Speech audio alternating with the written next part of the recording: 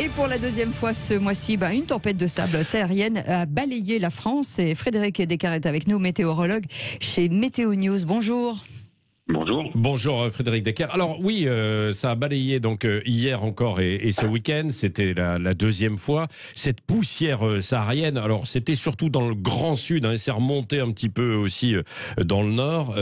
Certains étaient très étonnés de voir cette petite poussière sur leur pare-brise un petit peu partout et ce vent et cette atmosphère étonnante.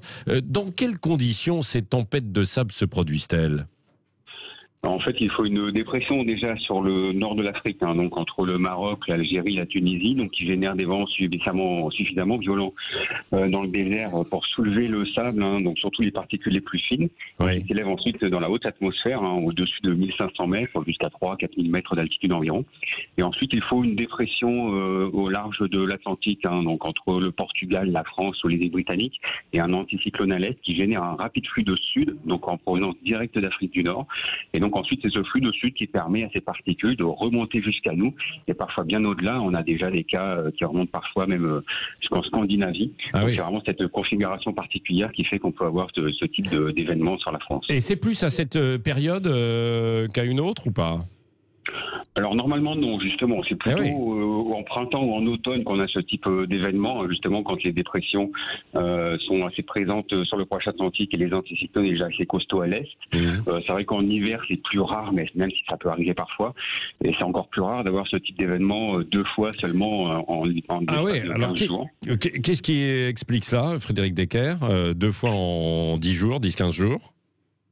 C'est en fait le fait justement qu'on ait un blocage anticyclonique à l'est qui fait qu'on a des flux de sud assez récurrents entre l'Afrique du Nord et la France, et donc c'est des pressions qui s'accumulent plutôt à l'ouest, contrairement au début de l'hiver jusqu'au mois de janvier où au contraire on avait un courant d'ouest bien établi, donc avec des passages pluvieux fréquents.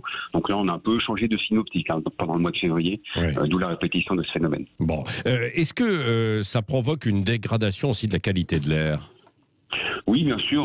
Faut savoir que les particules de sable fines dégradent la qualité de l'air et notamment présentent un certain danger pour les personnes à risque, notamment au niveau pneumologique. En plus, avec cette année, un contexte encore très particulier qui aggrave encore le cas malheureusement.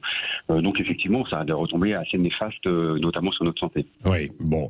Merci. Il n'y en a pas d'autres de prévus là dans les jours qui viennent. Frédéric Descartes, prévenez-nous. Est-ce qu'on en a marre de balayer, nous un petit peu de ce côté-là. Comment que dites-vous ? Pour l'instant, ça se calme un peu de ce côté-là. Heureusement, là, on profite de conditions printanières douces pour encore quelques jours. Bon, ça nous vient pas de Mars non plus, parce que évidemment, on avait l'impression on parle de la planète rouge, et il y avait quelque chose un peu de saisissant, un petit peu comme une planète, un petit peu plus orangée, quoi. Il y a un peu de chemin à faire quand même. Oui. Non, mais complètement. Merci beaucoup, Frédéric Descartes, météorologue chez Météo News.